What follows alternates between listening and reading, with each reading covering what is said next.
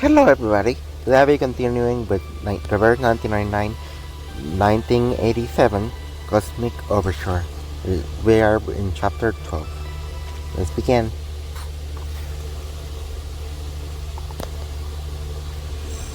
Concerto.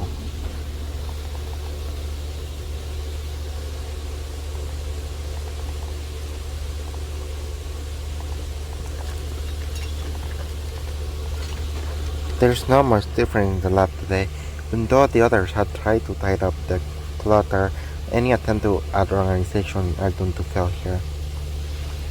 Isabel pushes the last stack of files at the corner of the table, then steps back to survey her work. I'm ready. Remember to stay within the safe zone. The medical team is helping with the evacuation, so we need to be extra careful this time. Miss, are you sure I shouldn't be the one doing this? I've mastered my arcane skill. I'll be able to protect myself. No. Look at all the files here. They might give you a paper cut. It's an unacceptable risk for our astronaut. Even the slightest abrasion could explode under the pressure of liftoff. No need for concern. We've done the simulations and cross-checked the data thoroughly. To aid in this mental preparation, I even read Madame Lucy's speech and some Laplace essays on the scientification of arcane skills. But... Hipparina. Elizabeth's tone is far more serious than she is known for any other situation. Katerina back straightens. Take the others behind the blast door.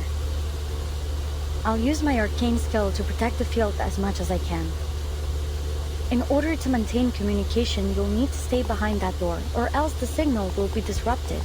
But with my arcane skill, the risk should be minimal. But if something goes wrong, what will you do?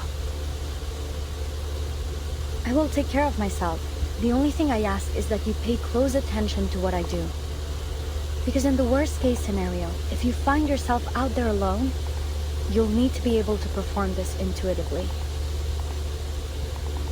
I don't know if I'm ready. Maybe, but it's still too early to give up, little astronaut. He gives her a push on the shoulder, nudging her back. The automatic door begins to close. But... She doesn't finish her sentence before the door is shut completely. Enough talking. We don't have time for any dramatic farewells. Wait, whose idea is this? Couldn't be Pointer's. She packs meticulously. Let me guess. Winsome? She reads the words on the ID, smiling smoothly at her confirmation. I knew it. How is she gonna get back into the lab? Before activating the disc, she hangs an unexpected find out on her neck. I'll just have to surprise her with it later.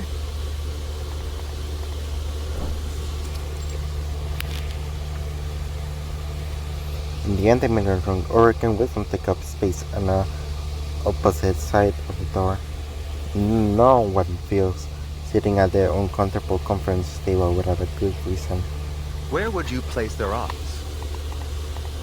Perhaps more importantly, is there any guarantee the data they collect will elucidate meaningful truths behind the storm? You know as well as I do, Laplace hasn't mastered the art of prediction. We don't offer guarantees.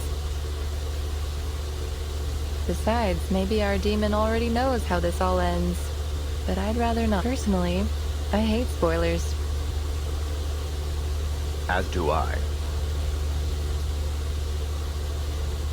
Ulrich shrugs, about to continue the conversation by mentioning a neat bit of tech he recently looked into. He when a strange but familiar place cousin.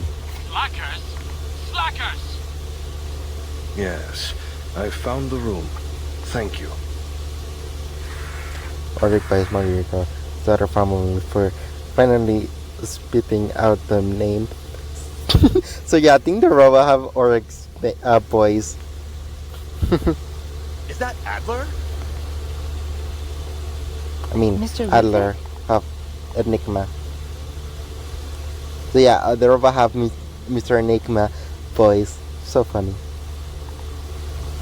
Vincent looks stunned or clearly confused, passes a giant mark. The ribbon perched on the monitor's head tells its own in curiosity.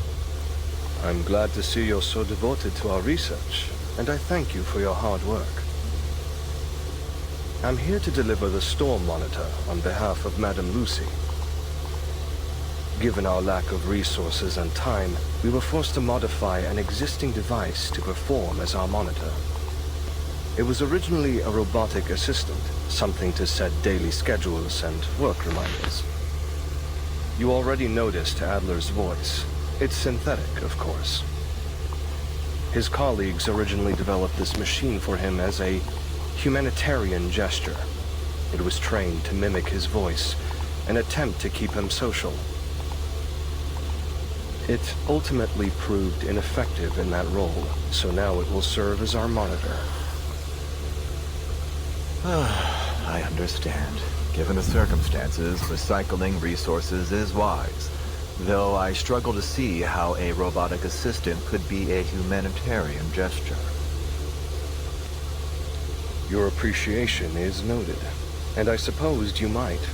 In fact, this vacation Madame Lucy sent you on to Plesetsk is a kind of humanitarian gesture on her part. Perhaps she hopes you'll gain a...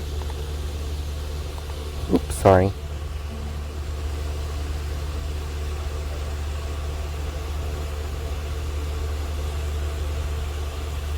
Your appreciation is noted, and I supposed you might.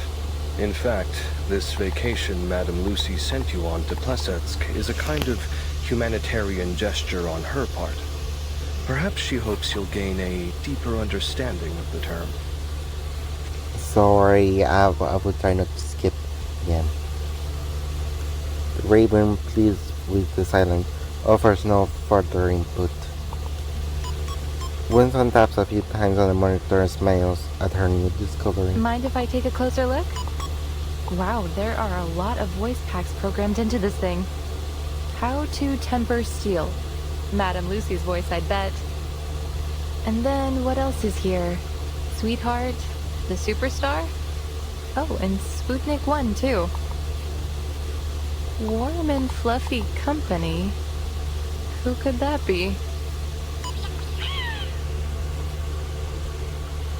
What a waste of time. Why would a monitor need a critter's voice in space? Maybe they just put it in for fun. It could be useful to relieve a little stress. Oh, perfect timing. Hisabeth has entered the testing grounds.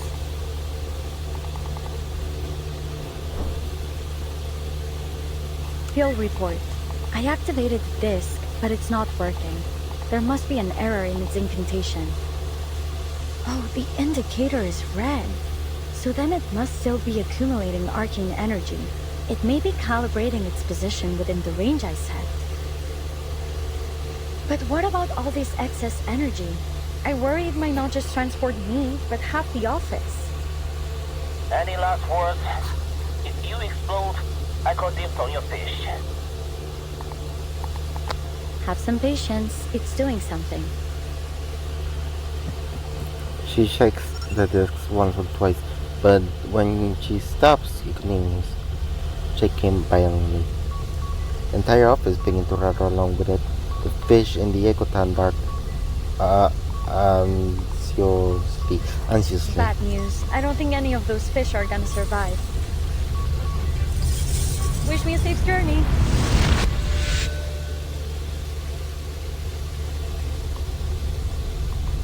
Before the floor totally, but the monitor cuts itself into the hallway for safety. When she slams her back into the wall to steady herself looking, he sees her glass time vibrating and contents scattering into tiny particles. Can hear you brainstorming, Ulrich. It's oddly literal.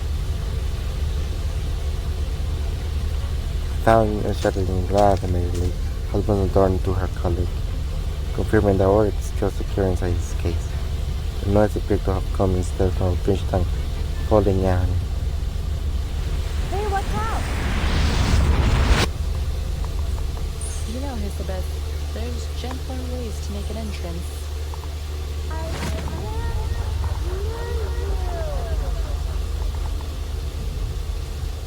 The voice around her, others in her headset and her ears, her garble twisted by movement. Oh dear. Mid-air, Isabel adjusts her posture languidly. Aside from the dwarfish were hung in there sometimes, even worse entrance.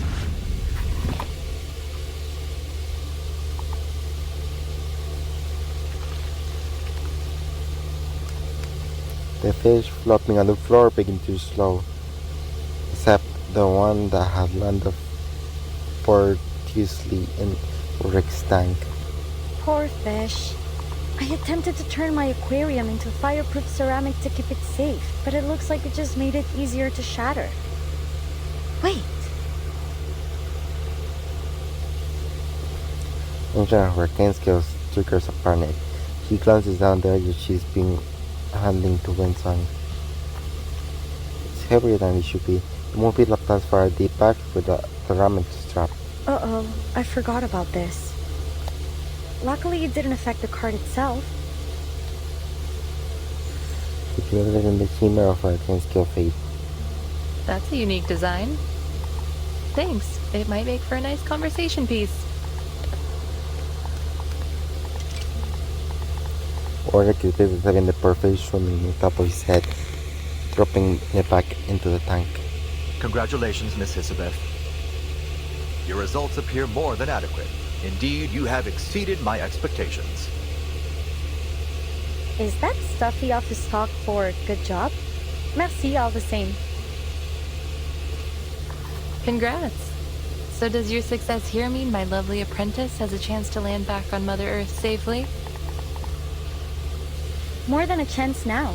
Though I'm afraid the adjustments we've made to the process will be impossible to replicate at scale. Nonetheless, you've convinced me. The ribbon rolled towards them on a mechanical perch.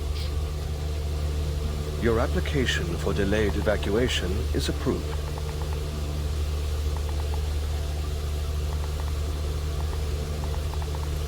Chair Isabel had reached her before she finished breathing the words. But I haven't even submitted it yet. Well, you may submit it now.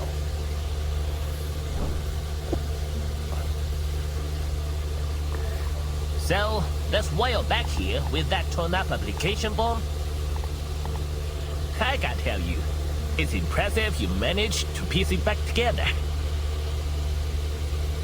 Elias found a thin sheet of paper, held together with tape and barely legible. At least I learned something from it. Don't teleport paper products without a protective sheet. We seem so close to success. I will keep training. I need to save my best for a launch day.